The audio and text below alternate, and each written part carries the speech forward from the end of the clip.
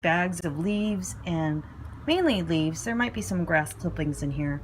Sitting here for almost a year. I think I put these together last fall, and I was just checking on them. And you are going to be, look at this. Highly composted, tons of worms in here. Look at all these worms. It's like worm heaven. So I'm going to go ahead and harvest these. All right, the first 2 bags were great. They had all this broken down compost, and the worms are just going crazy in there. I don't know if you could see all the worms, but there's gobs and gobs and gobs of worms. So it's like your own, each bag is like its own worm farm almost. Okay, so lots and lots of good stuff in here. And I added one of the bags, I'll show you in a second, was kind of on the dry side, so I just added some of the dry material to this because one of the bags that I dumped in here was a little too wet.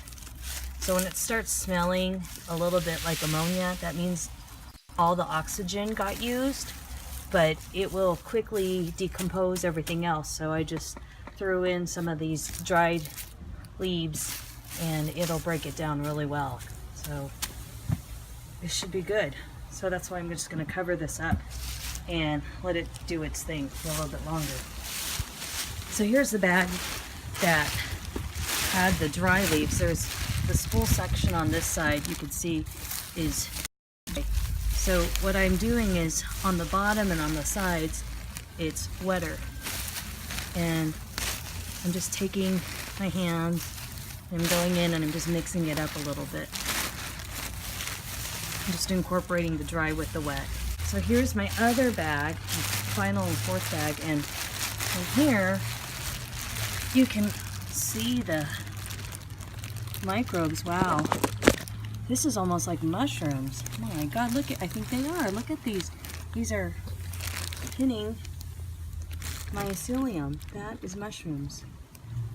Oh, too bad I don't know what kind of mushroom it is, but it's all good. That's going to be really good for the soil. Now, I would never eat mushrooms that I didn't grow my own spawn because I'm not an expert at mushroom growing, and you got to be really careful.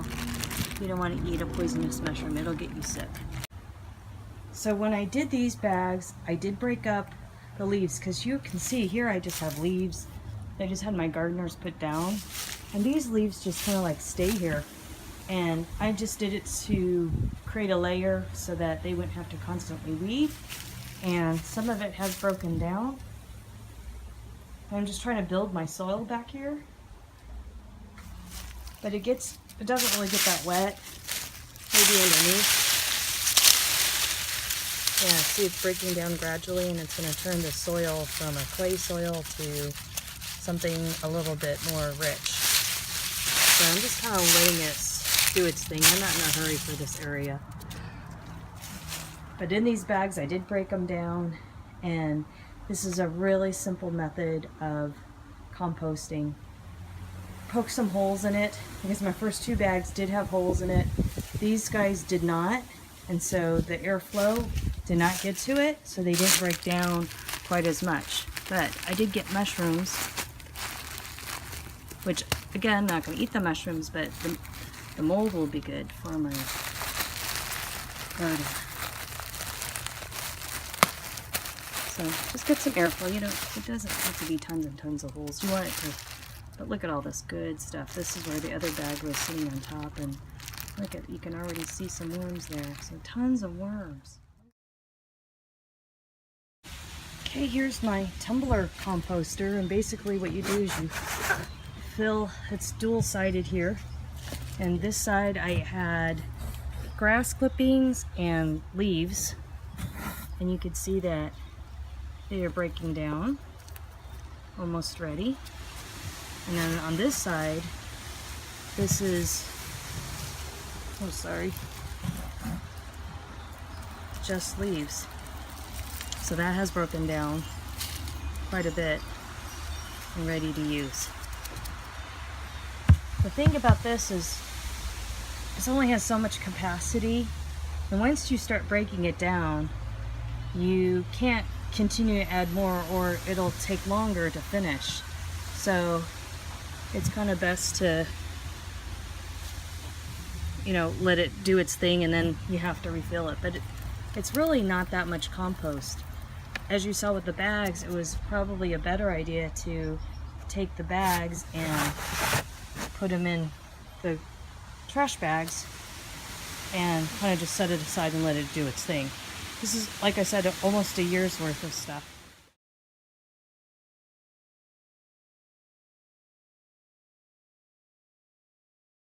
$32-gallon trash bag, and you can see I drilled holes.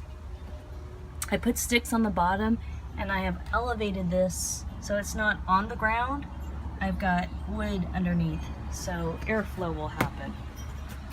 But you basically, every other week, I'm going to take this out and mix it. And put it back. So this is more of a hands-on, but it'll compost faster. Okay, this is the mold breaking it down. So it heats up really high and it starts decomposing, and then the mycelium come in, the microbes, all this stuff gets broken down, and it'll become what you saw in those first examples. But another form of hot composting. When you do the hot composting with this, I am going to turn this because it'll take too long.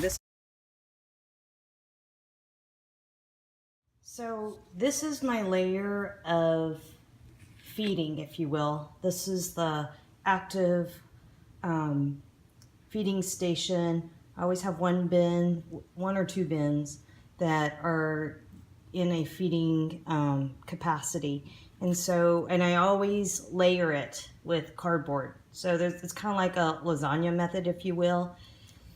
You can see the worms are on top, and this is usually like layer number 2 in the order of the bins, the middle layer. And the actual food scraps, as I go through, go in here. So there's older food towards the bottom there. There's multiple layers going on here. So there's always a layer where the food is decaying. And I'm pretty lazy. I don't bother to break it down. Some people will run it through a blender or something like that. I just throw it in here and it just does it on its own. But to keep the smell down and that kind of stuff and keep the worms happy, I layer it with cardboard, and I buy a lot from Amazon. So I always have cardboard on hand. But I'm recycling stuff that you see sprinkled. That is my crushed eggshell. I used to just throw eggshells in here whole, and they would break down a little bit. But I notice it takes a long time for an eggshell to decompose. In fact, I don't really have evidence of eggshells decomposing completely or even partially, to be honest with you. I mean, you know, years go by and I still find pieces of eggshell. So I decided to crush it because the worms need something to push the food through their digestive system. So sand, eggshells, coffee grounds, those are all like gritty sources, and it helps them.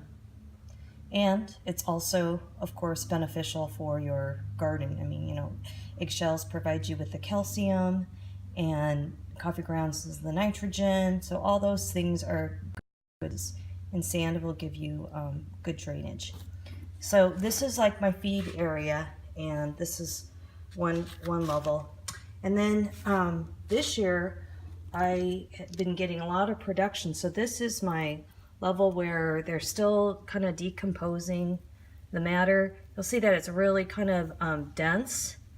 And what I've discovered is if I just leave it like this is too, look how, you know, look at that. It's too much. And then what happens is when it dries out and it's too dense, what will happen when it dries out is it just is clumpy, and it really doesn't work its way into the soil. So here's my secret. Ready? And I just figured this out myself. cocoa coir. Yeah. So I buy big blocks of cocoa coir and I'm so lazy. I just throw in some chunks here and there. I don't really break it down. And do you see how I just barely touched it? It kind of breaks down itself. The worms do the work, okay? I let the worms do the work instead of me doing the work. So I just manage the process here. And the worms, they don't complain. They are so happy and they are good workers. They're great producers. They give so much. Not only do they give me this beautiful black gold, but they also, and they multiply, you know, that they're happy when they're multiplying, right? So what this is the worm pee, basically. They call it leche, and this is the liquid that it's a liquid fertilizer, basically, and I use it as a foliar feed. What you want to do is give it the old sniff test, okay? If it smells fresh, go ahead and use it as a foliar feed. I don't let it get too high in here because it will go bad. So I try to use it up occasionally. And what I do, I'll take a picture. I put it in a sprayer where you can turn the dial and you can designate how much water to mix with it with the garden hose. So I usually put it at 2 ounces per gallon and I spray it on the plants and they go crazy. They love it. And this, if it smells like ammonia, then you don't want to use it, because then what happens when that occurs, it means that the oxygen has all been used up. There's still microbes in it and they're very hungry. So don't throw that away. Toss it in your compost pile and it would be a great compost starter. So nothing really goes to waste, which is why I love gardening so much. I mean, you can pretty much find uses for all this stuff. So now that we've harvested our compost, how do we apply it? Well, here's an example. This is my grow tower 2. And this thing sits in the full sun. I'll give you a little backup shot here. And yeah, it's pretty big. It used to dry out really fast because where I live is basically like in a desert situation. So you could see it's in direct sun. And once I figured out to add the cocoa coir with my worm castings, this thing retains the water way better. And you could see I watered it this morning.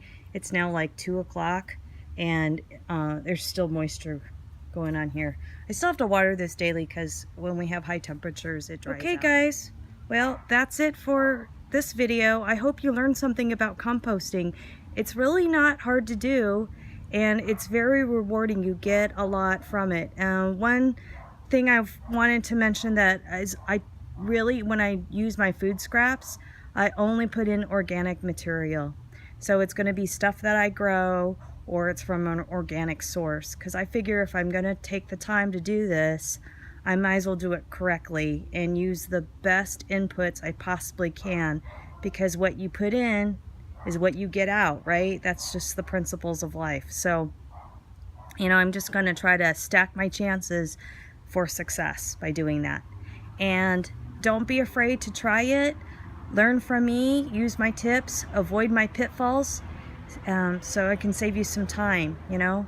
And it's really not that hard if you do it correctly. I appreciate you watching my videos. Thanks a lot for stopping by. Feel free to ask me questions. I'm happy to help out. And if you have any feedback, positive comments, please leave some. I really appreciate that when you do. You take the time out of your day to do that. So, you know, we can all learn from each other, right? That's the goal. Take our successes and our failures and help each other out. On that note, life after 40 is good, and so are you. Thanks a lot. Spread the love. Bye.